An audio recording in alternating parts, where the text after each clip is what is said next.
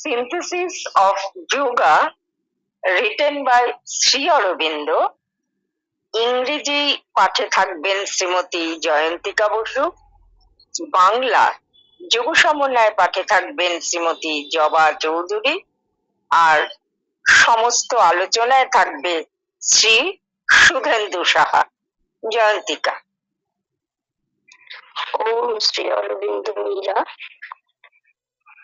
শ্রী অরবিন্দকে প্রণাম জানিয়ে আমার পাঠে যাই। সিনথেসিস অফ যোগা থেকে chapter the accent of the sacrifice 2, পৃষ্ঠা 181। In this process and at an early stage of it becomes evident that what we know of ourselves, our present conscious existence, is only a representative formation, a superficial activity, a changing external result of a vast mass of concealed existence.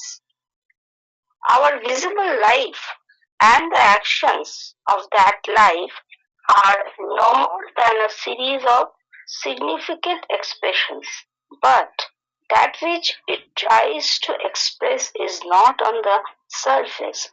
Our existence is something much larger than this apparent frontal being, which we suppose ourselves to be, and which we offer to the world around us.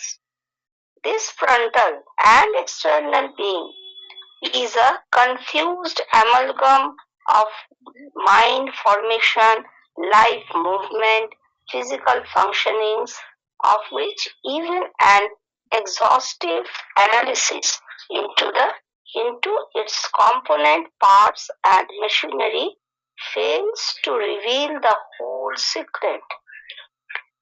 It is only when we go behind, below,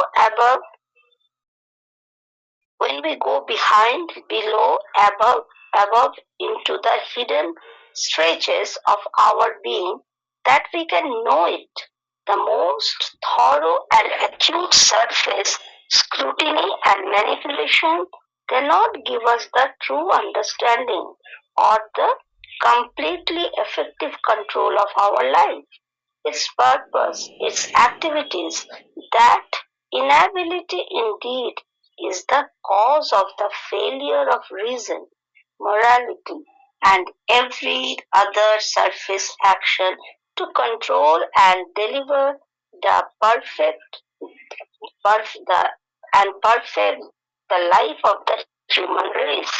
For below, even our most obscure physical consciousness is a subconscious being in which, as in a covering and supporting soil, are all manner of hidden seeds that sprout up unaccountably to us on our surface, and into which we are constantly throwing fresh seeds that prolong our past and will influence our future.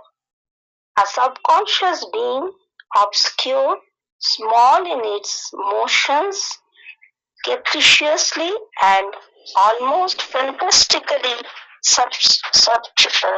subrational, but often immense potency for the earth's life. Again, behind our mind, our life, our conscious physical, there is a larger subliminal consciousness. There are inner mental, inner vital, inner more subtle physical reaches, supported by an inmost psychic existence, which is the animating soul of all the rest.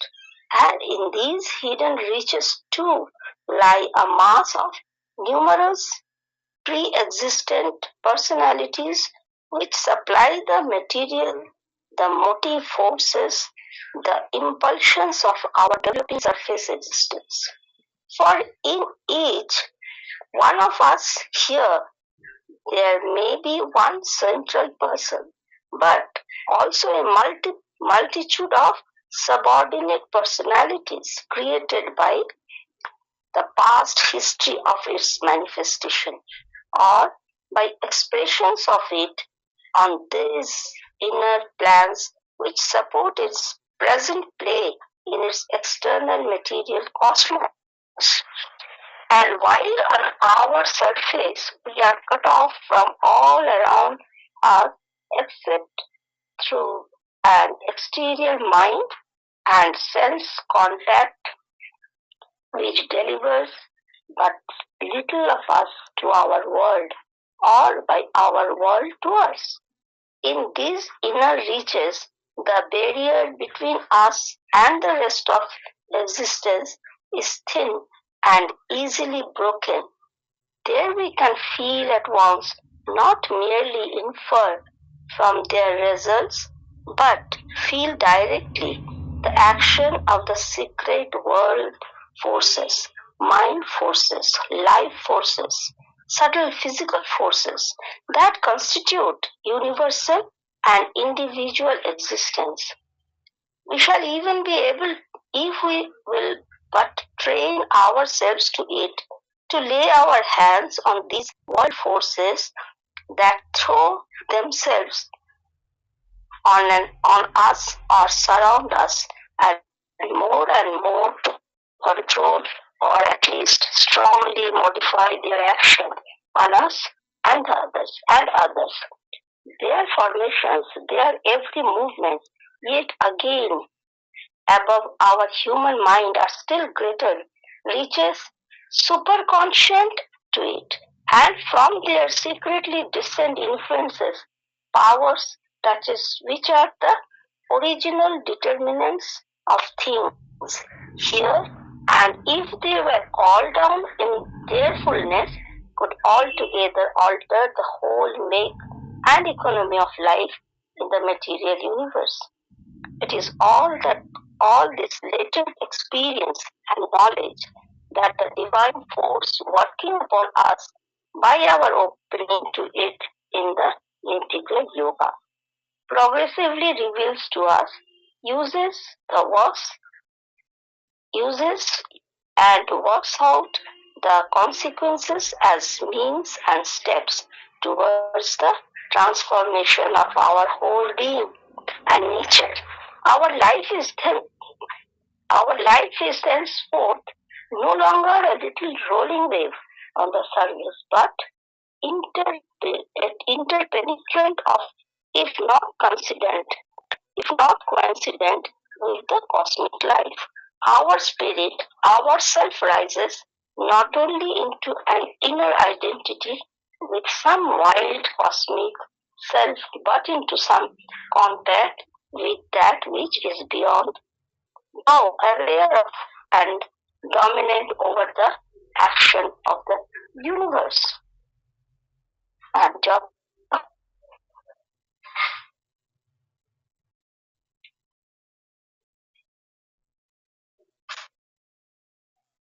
জবা আমার পাঠ হয়ে গেছে। হ্যাঁ, আমি শুনেছি, আমি পাতা খুলছিলাম। ওম শ্রী অরবিন্দ মীরা। ইংরেজি প্যারাগ্রাফটির বাংলা অনুচ্ছেদটি পাঠ করছি। আমরা রয়েছি যোগ সমন্বয়ের ষষ্ঠ অধ্যায়, যজ্ঞের উদয়ন 2, পৃষ্ঠা 149, 150, 151। এই প্রণালীতে আর গোড়ার দিকেই এটি সুস্পষ্ট হয়ে ওঠে যে নিজেদের সম্বন্ধে, আমাদের বর্তমান সচেতন সত্তা সম্বন্ধে আমরা যা জানি তা প্রচ্ছন্ন সত্তার বিরাট স্তূপের এক প্রতিনিধি স্থানীয় গঠন, এক উপর ভাষা কর্মধারা, এক পরিবর্তনশীল বাহ্য পরিণাম। আমাদের যে জীবন দৃষ্টিগোচর তাও তার বিভিন্ন ক্রিয়া, কতকগুলি তাৎপর্যপূর্ণ বহিঃপ্রকাশের বেশি কিছু নয়। কিন্তু যা প্রকাশ করার জন্য এসবের প্রয়াস, তার উপরে থাকে না এই যে আমাদের প্রকাশ্য সম্মুখস্থ সত্তা, যাকে আমরা নিজ বলে মনে করি ও যাকে আমরা উপস্থাপিত করি। আমাদের চারিদিককার জগতের কাছে, তার কাছে অনেক বড় কিছু আমাদের সত্তা। এই সম্মুখস্থ ও বাহ্য সত্তা হচ্ছে মনোবৃত্তি, প্রাণের গতিবৃত্তি ও দৈহিক প্রবৃত্তির বিশৃঙ্খল এক সংমিশ্রণ, যাদের বিভিন্ন অঙ্গের অংশের ও যন্ত্রের পূর্ণ বিস্তারিত বিশ্লেষণেও সমগ্র রহস্যের সন্ধান পাওয়া যায় না। এই রহস্য আমরা জানতে পারি তখনই যখন আমরা যাই পশ্চাতে, নিম্নে, ঊর্ধ্বে আমাদের সত্তার সব গোপন প্রদেশে। উপর ভাষা পরীক্ষা ও নাড়াচাড়া যতই পুঙ্খানুপুঙ্খ রূপে ও সূক্ষ্মভাবে করা হোক না কেন, তাতে আমাদের জীবন ও তার বিভিন্ন উদ্দেশ্য ও কর্মধারা সম্বন্ধে আমাদের প্রকৃত ধারণা বা সম্পূর্ণ ফলপ্রসূ শাসন সম্ভব হয় না। বস্তুত যুক্তি, শক্তি, নৈতিকতা ও অন্য সব বাহ্য ক্রিয়া মানব জাতির জীবনকে যে সংযত, মুক্ত ও সিদ্ধ করতে অসমর্থ হয়েছে, তার কারণ ওই অক্ষমতা।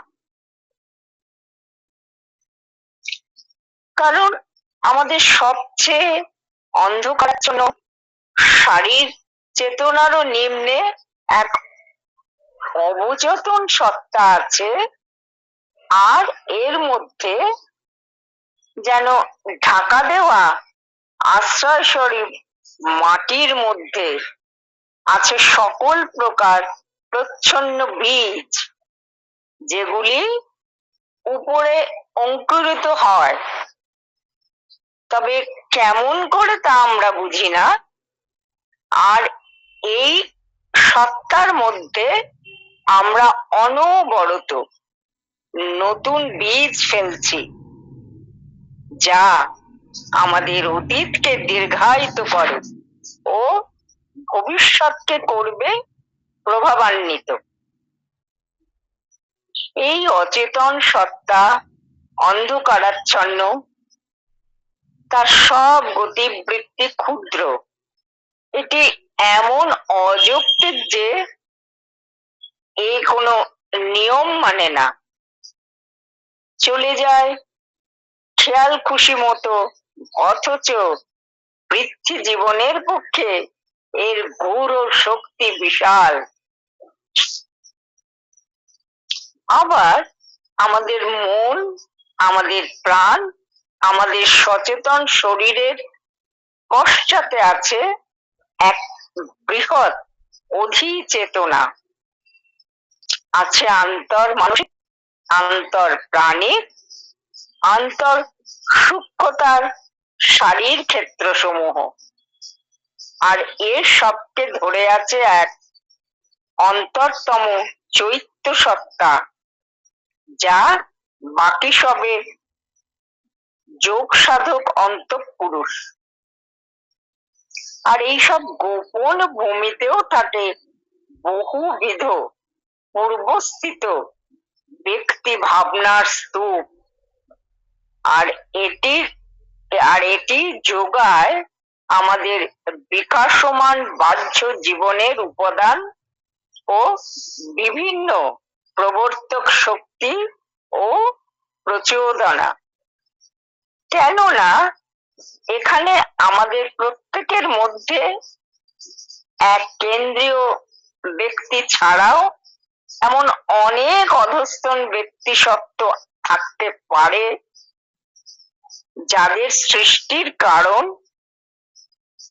কেন্দ্রীয় সত্তার অভিব্যক্তির অতীত ইতিহাস অথবা এই বাইরের জড়ীয় বিশ্বের মধ্যে আর বর্তমান খেলার আশ্রয় রূপে আন্তর্ভূমির উপর তার বহিঃপ্রকাশ। আমাদের উপরভাষা জীবনে আমরা আমাদের চতুর্পার্শ্বস্থ সবকিছু থেকে বিচ্ছিন্ন। যোগ আছে শুধু তাহা মন ও ইন্দ্রিয় সন্ধি কার্য দ্বারা, যা আমাদের অতি নগণ্য অংশই দেয় আমাদের জগতের কাছে, অথবা আমাদের জগতের নগণ্য অংশ মাত্র দেয় আমাদের কাছে। অথচ এইসব আন্তর্প্রদেশে আমাদের ও অস্তিত্বের বাকি সবের মধ্যকার প্রাকার ক্ষীণ ও সহজেই ভেঙে যায়।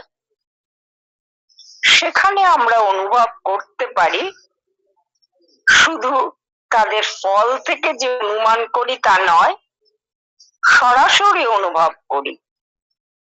সেই সব গূঢ় জগৎ শক্তির, মনোশক্তির, প্রাণশক্তির, সূক্ষ্ম শারীর শক্তির ক্রিয়া, যা সব দিয়ে এই বিশ্ব জীবন ও ব্যষ্টি জীবন গঠিত। আর এমনকি এই যে সব জগৎ শক্তি আমাদের উপর বা আমাদের চারিদিকে নিজে নিজে এসে পড়ে, তাদের আমরা অবশ্য যদি আমরা সেইভাবে নিজেদের শিখি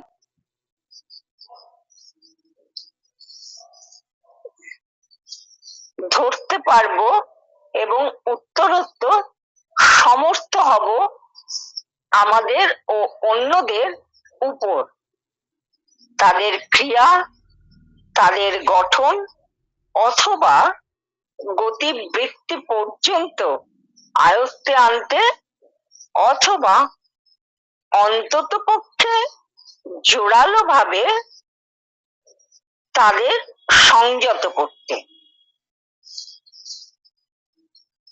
আমার এমনকি আমাদের মানুষী মনের উপর তার অতিচেতন আরো মহত্তর প্রদেশ আছে, এবং সেখান থেকে গূঢ়ভাবে নেমে আসে এমন সব প্রভাব, শক্তি ও স্পর্শ, যা এখানকার বিস্ময় সমূহের আদি নির্ধারক। আর যদি তাদের নিচে আহ্বান করে আনা হতো তাহলে তাদের পূর্ণ মহিমায়, তাহলে তারা সম্পূর্ণ বদলে দিতে পারত এই জড়ীয় বিশ্বে জীবনের সমগ্র গঠন।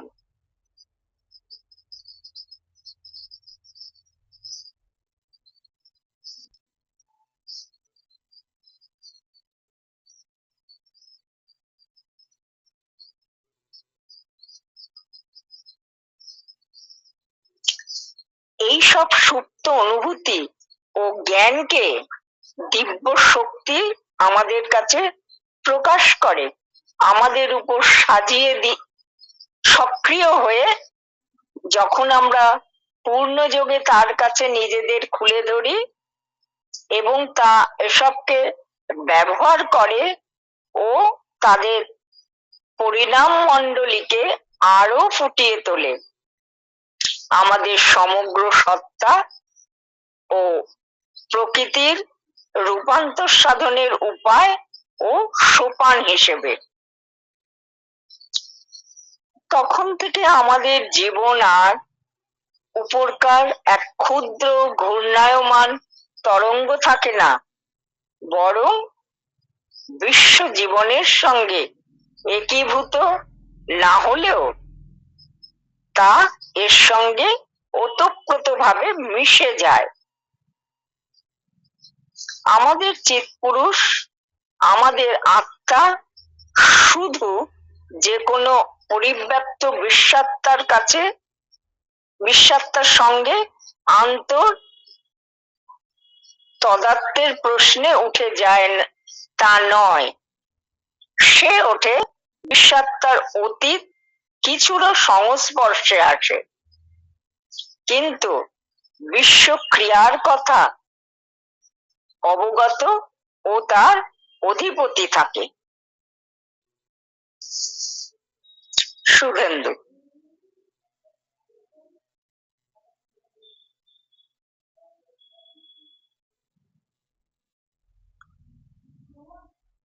ও শ্রী অরবিন্দ মীরা, উপস্থিত সবাইকে শ্রদ্ধা জ্ঞাপন করি। যে অংশ পড়া হলো, অংশটি বা অংশটা বলবো না, যোগ সমন্বয় এই যজ্ঞের পথে উদয়ন 2 এই অংশের বোধহয় সবচেয়ে বড় অনুচ্ছেদ এটি সম্ভবত।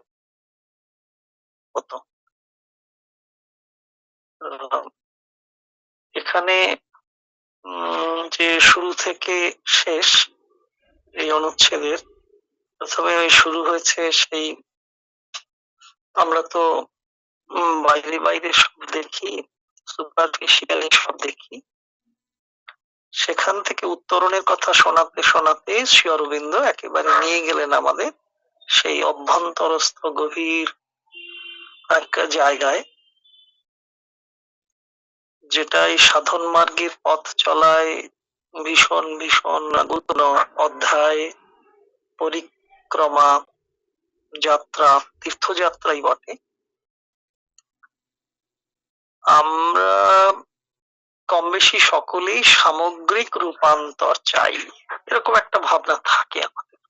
আরো বিশেষ করে শ্রী অরবিন্দ এবং মা তাদের রচনা বা বলা কথাগুলো পড়তে পড়তে শুনতে শুনতে এরকম একটা আন্তর প্রবণতা তৈরি হয় যে আমরা সামগ্রিক রূপান্তর চাই। তো বললেই তো সেটা হয়ে ওঠে না, যতদিন তা না হচ্ছে ততদিন ওই ব্যক্তিগত প্রচেষ্টা চলছে, চলবে, চালাতে হয়। পূর্ণ অধ্যাত্ম বৃত্তির প্রভাবে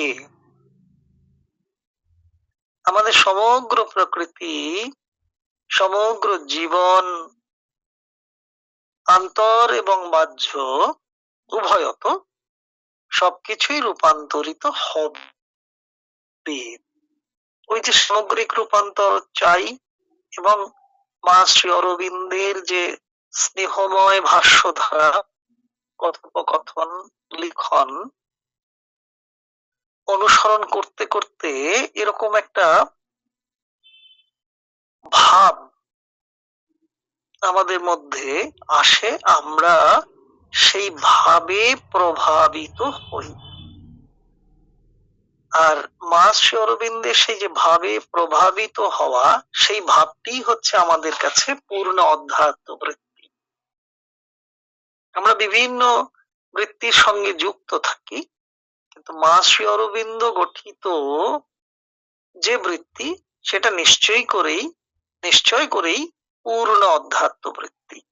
আর সেই ভাব, পূর্ণ অধ্যাত্ম বৃত্তির ভাবে প্রভাবিত আমরা হই, ফলে আমাদের জীবন, আমাদের প্রকৃতি, সে ভিতরের এবং বাহিরের সবকিছুই কম বেশি রূপান্তরিত হয়। কম বলা ভুল, রূপান্তরিত হওয়া সেটা কম বেশি এরকম বোধহয় মূল্যায়ন করা যায় না, পরিমাপ করা যায় না। রূপান্তর মানে সেটা বড়ই হবে নিশ্চয়ই। আমাদের কর্মধারা অধিকাংশই উপর ভাষা, এ তো শুনতে শুনতেই আমরা খানিকটা বোঝার চেষ্টা করলাম যে আমাদের যাবতীয় কর্মধারা যা যা রয়েছে, যা যা করি আমরা, তার বেশিরভাগই পরভাষা। গভীরে খুব একটা ঢুকি না। বাইরে যা দেখি, ভিতরের আসল রূপের কাছে তা খুবই সামান্য, কিন্তু আমরা বাইরেরটাই বেশি দেখি। তা যে ভিতরের আসল রূপের চেয়ে খুব সামান্য, সেটাও তো সবসময় বোঝা ওঠে না, অবোঝা হয়ে ওঠে না। তবে এই পাঠ সাধনায়, যোগ সাধনায়, আলোচনায়, পাঠচক্রে যোগ দিয়ে আমরা সেই উপরভাষা জীবনে কর্মধারা চালাতে চালাতেও বোধহয় একটু হলেও বুঝতে পারি যে বাইরে যা দেখি তার সঙ্গে ভিতরের যে রূপ, তার অনেকটাই পার্থক্য রয়েছে। তাহলে বাইরেরটাই সামান্য হয়ে দেখা দেয়, ভিতরের রূপটি অসামান্য। যা বলি, যা করি, তার সবটাই আমার ভিতর সত্তার বিষয়কে প্রকাশ করতে পারে না। কখনো কখনো কখনো কিছুটা প্রকাশ করে, কিন্তু সার্বিক প্রকাশ বোধহয় করে উঠতে পারে না। আমাদের বলার মধ্য দিয়ে, করার মধ্য দিয়ে, আচরণের মধ্য দিয়ে, অভিব্যক্তির মধ্য দিয়ে ভিতর সত্তার বিষয়টাকে, মূল বিষয়টাকে তুলে ধরতে পারি না, কারণ ওই উপরভাষা জীবন যাপন করি। তবু ওই যেটুকু বুঝেছি যে আমার উপরভাষা ধারা হচ্ছে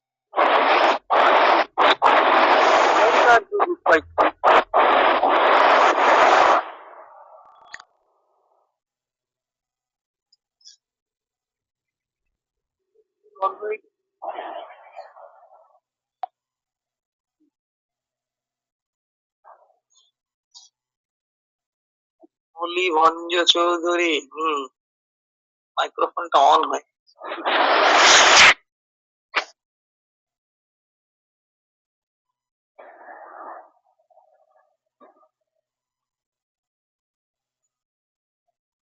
এই অফ করতে হবে তো, আমার লোডশেডিং দেখতে পাচ্ছি না ভালো করে, ওই পৃষ্ঠা দেখতে পাচ্ছি না। মাইক্রোফোন অন করে।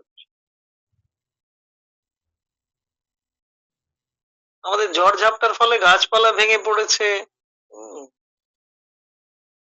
সব পাওয়ার অফ। কষ্ট করে দেখতে হচ্ছে। আজকে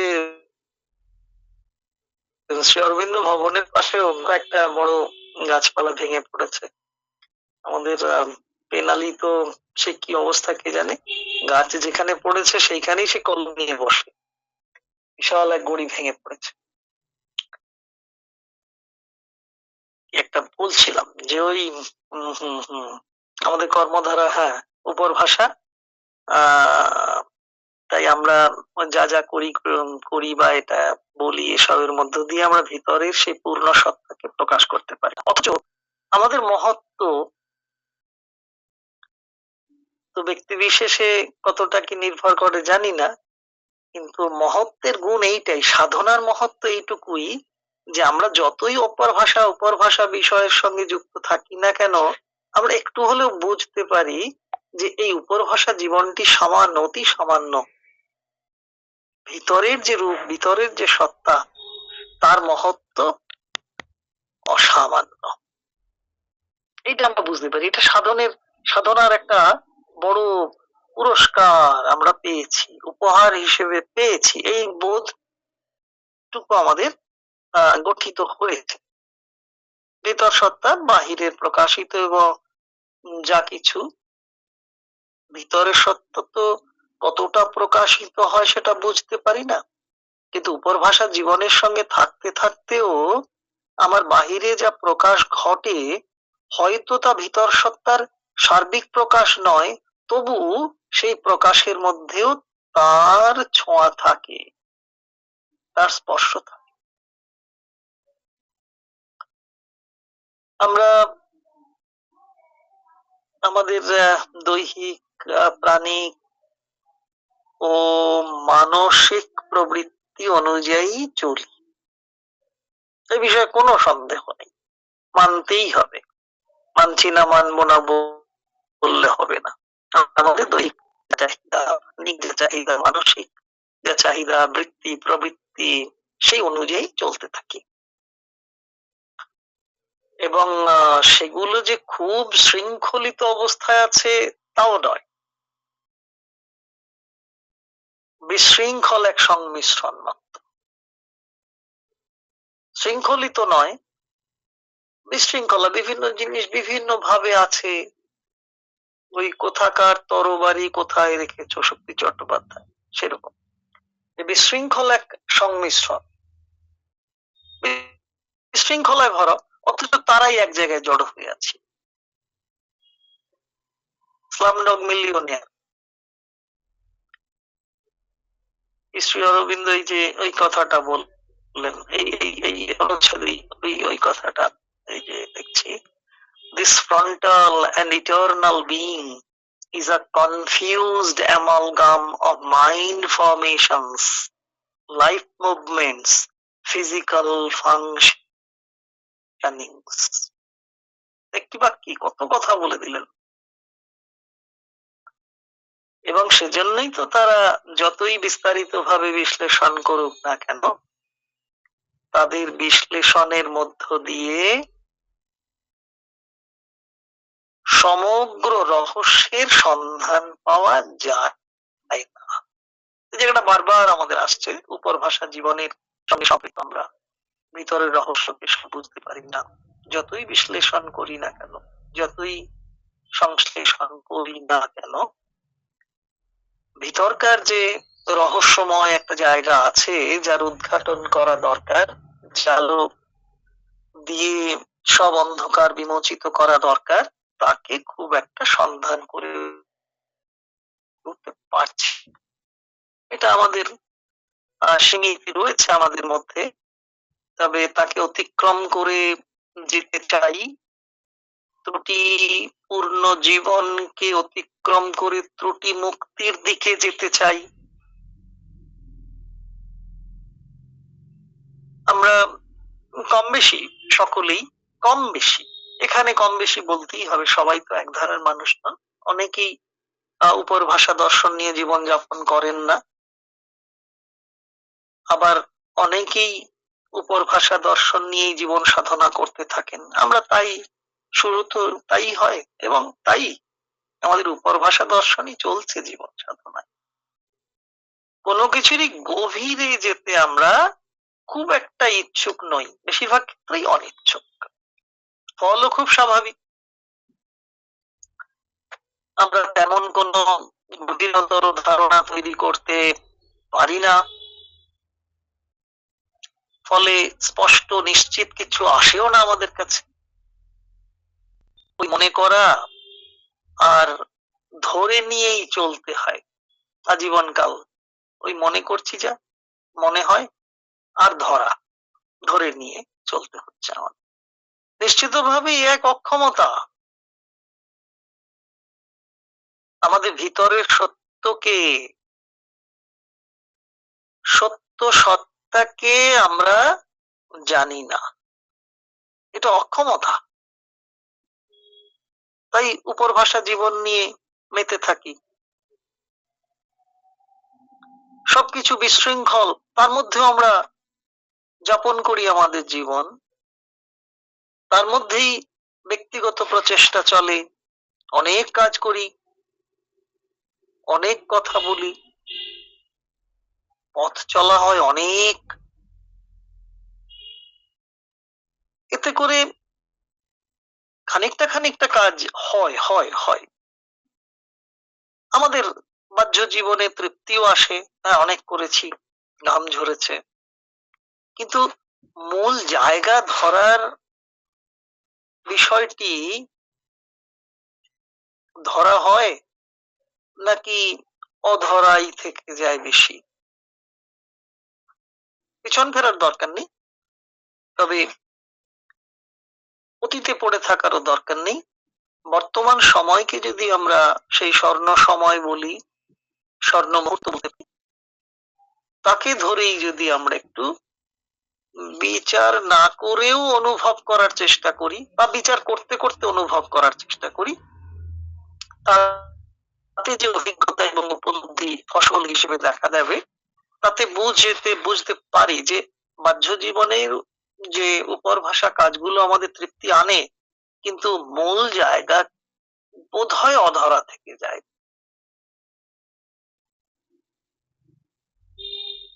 ওই ধরি ধরি মনে করি,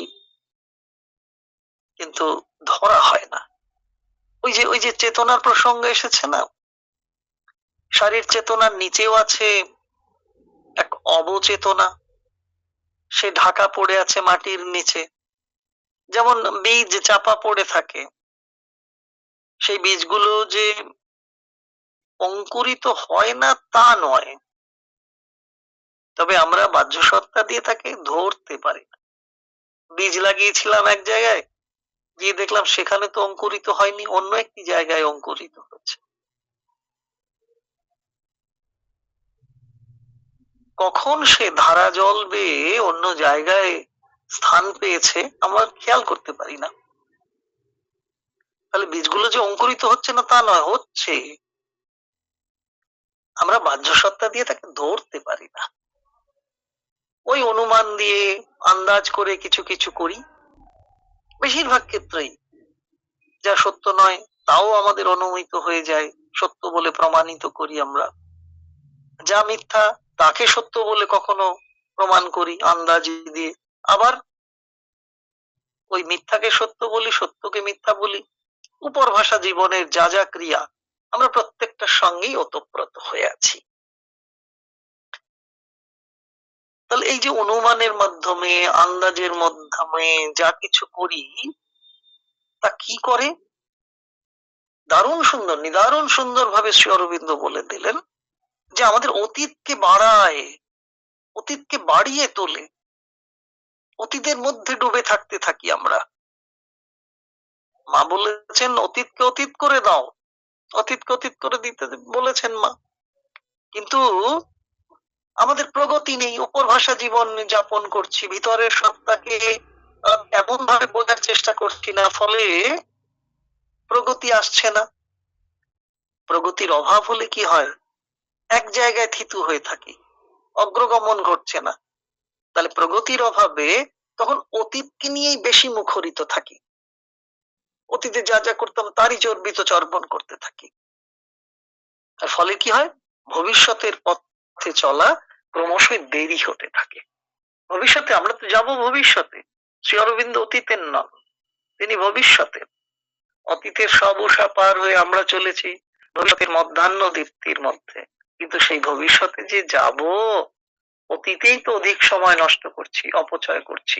ফলে ভবিষ্যতের দিকে পথ চলার জন্য পা ফেলা বিলম্বিত হচ্ছে। আমরা নিশ্চিত করেই অতীতের নই, আমাদের জীবন সাধনা ভবিষ্যতের জন্য বটেই তো, অথচ আমাদের খানিকটা পরিচিত দেহ, খানিকটা পরিচিত প্রাণ, খানিকটা তো পরিচিত বটেই মন।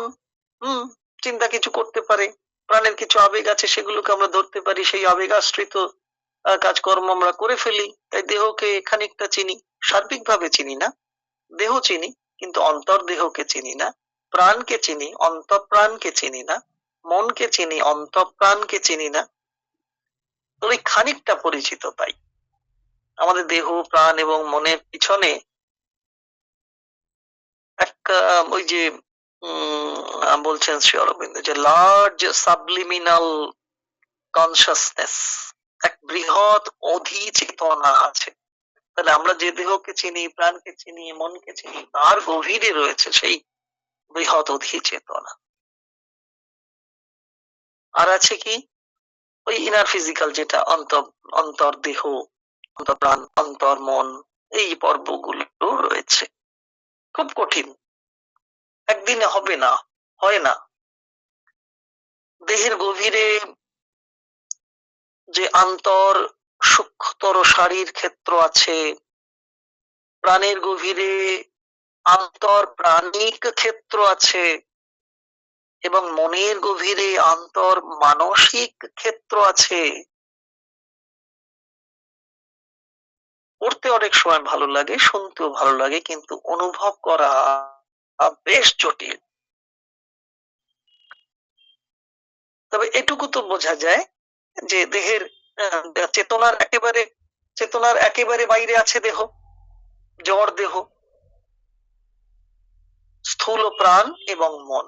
যদি এরকম ভাবি যে চেতনার একেবারে বাইরের দিকের, ভিতরের নয়, বাইরের দিকে কি আছে? জড় দেহ আছে, স্থূল প্রাণ আছে এবং মন আছে, যে বেশিরভাগই নিম্ন চেতনার ভাব চিন্তা এগুলো করে, এরকম মন, মানে স্থূল মন বলাই ভালো। তার গভীরে আছে আন্তর্দেহ, আন্তর প্রাণ এবং আন্তর মন। এইভাবে গভীরে যেতে হয়। আর এইভাবে গভীরে যেতে যেতে এক সময় আমরা দেখতে পাই বা দেখতে পাবো, কি দেখতে পাবো, কি নিপুণতা নিয়ে অরবিন্দ আমাদের ধরে দিতে চাইছেন। এই স্থূল দেহ প্রাণ মনকে ধরে আছে আমাদের সূক্ষ্ম দেহ প্রাণ মন। আমাদের যে স্থূলতা, দেহের স্থূলতা, প্রাণের স্থূলতা, মনের স্থূলতা, তাকেও ধরে আছে এক দেহের এক সূক্ষ্ম অংশ, প্রাণের এক সূক্ষ্ম অংশ, মনের এক সূক্ষ্ম অংশ। তাহলে এইটা যদি বলি যে স্থূল দেহ প্রাণ মনকে ধরে রেখেছে সূক্ষ্ম দেহ প্রাণ এবং মন।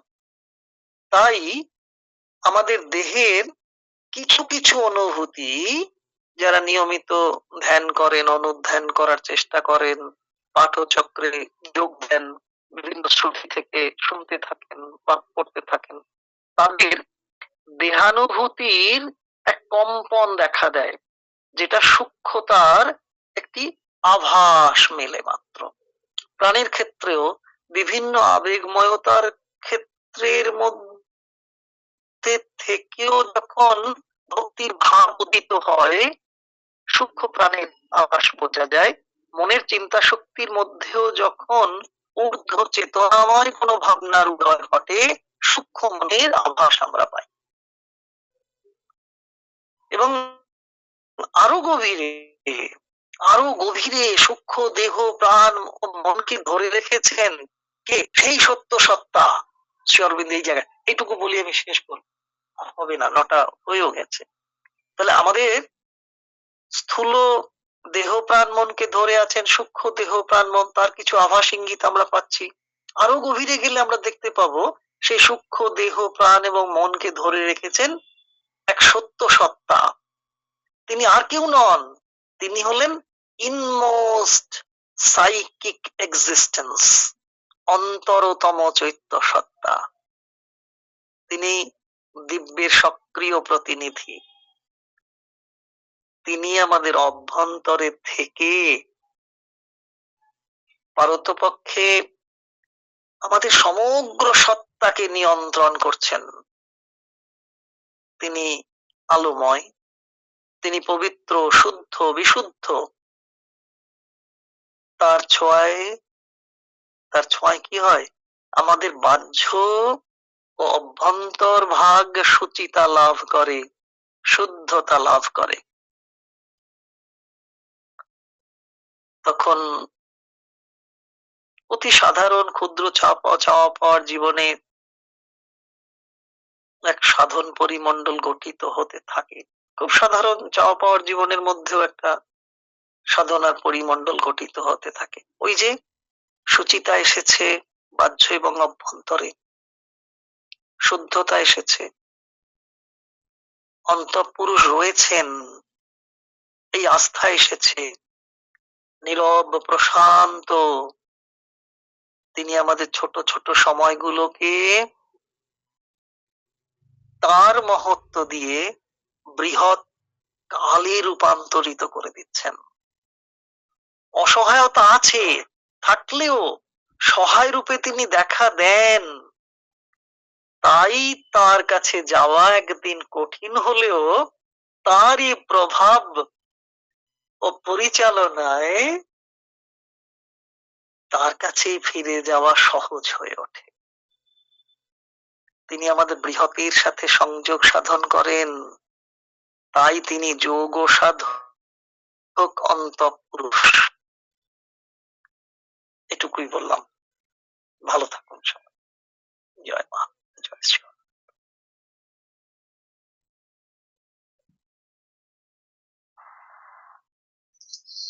মা ও শ্রী অরবিন্দের চরণে প্রণাম ও কৃতজ্ঞতা জানিয়ে আজকের এই সান্ধ্য গুগল মিট অনুষ্ঠানের আমি এখানেই বিরতি টানছি। আগামী শুক্রবার ঠিক রাত 8টায় আমরা আবার এই প্ল্যাটফর্মে সবাই একসঙ্গে মিলিত হব।